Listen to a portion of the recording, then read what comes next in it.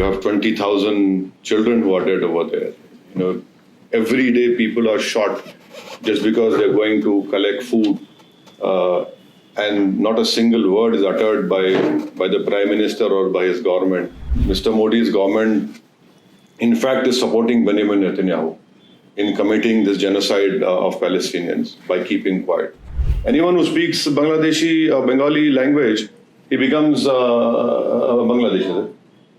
This shows this xenophobia which is penetrated everywhere. This particular BJP Modi-led government or NDA government is not speaking about the genocide which is happening right now in Gaza as we speak. They're not condemning Israel's killing of Palestinians over there. So 65,000 Palestinians have been killed by the racist government of Benjamin Netanyahu. You have 20,000 children who are dead over there. Every day people are shot just because they're going to collect food, and not a single word is uttered by the Prime Minister or by his government. And then you stand up and say, "Oh, we are for two-state solution." Where will the state be if the Palestinians are being killed every day, day in, day out, when you have 1.2 million people who have become homeless? So yes, on Palestinians, on Gaza, on Israel, Mr. Modi's government, in fact, is supporting Benjamin Netanyahu in committing this genocide of Palestinians by keeping quiet.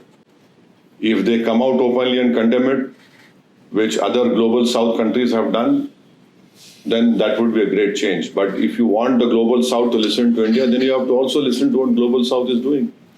You cannot keep quiet and say, "Oh no, we have earmarked so much of budget in our, so much of money for Palestinian relief or this and that," and then you cannot give this argument, "Oh, the countries around it are not speaking much." So India has always stood for Palestinians, and now is the time for Mr. Narendra Modi to be on the right side of the history by condemning this genocide which is happening in Gaza.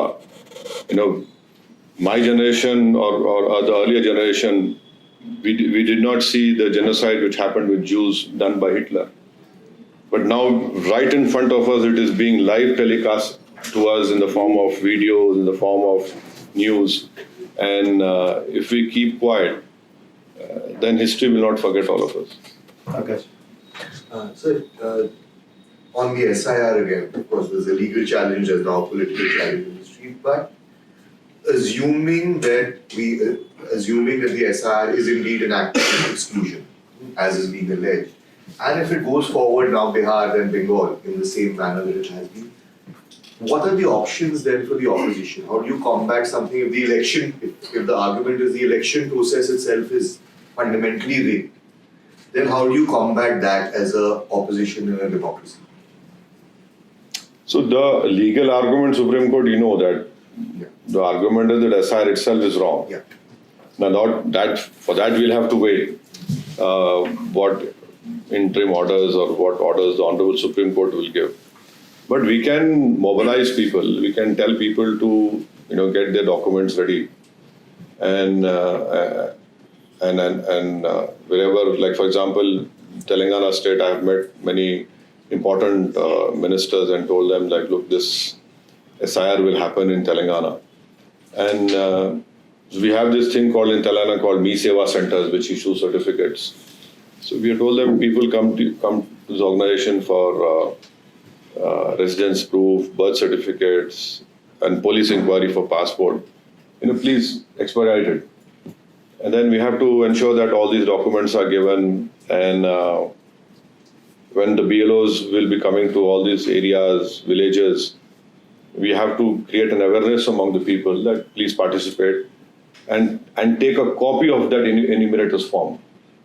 Because my experience of what my party people have told me, which I value their opinion, is that the enumerators have not given them a copy of that form. So this can be done, and then this legal battle should continue.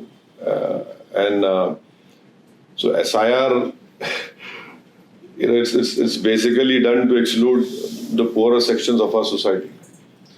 Sir, one follow-up and then one more. Is the other thing that's happening, I mean, first it was for the minority community, you would say Pakistani as a abuse practically in this country. Now it is, the sense is that Bangladeshi is the kind of, the poor Bengali, often Muslim, is being excluded in this kind of new drive. People are being picked up without due process.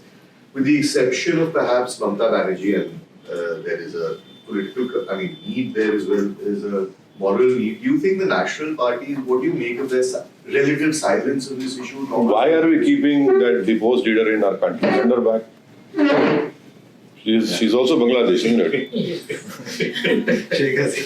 it? Send her back. We'll have good relations with the present regime over there. It is a popular revolution which happened in Dhaka, which we have to accept it. So you have one Bangladeshi living over here and creating problems for our country by giving statements and speeches, which are not published here, but very well carried.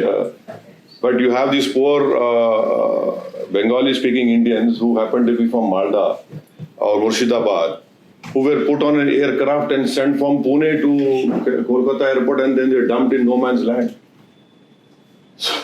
So this, and moreover, what right does the police have? You have no right at all. What right? How do you create a detention center over here? You have no right at all. It is, you have to inform the SP of the BSF. Then he in turn informs the 3 officers sitting in MHA. And then they decide, and then this case is taken to the Foreigners Tribunal. So everyone has become a vigilante over here. Anyone who speaks Bangladeshi or Bengali language, he becomes a Bangladeshi. This shows this xenophobia which has penetrated everywhere.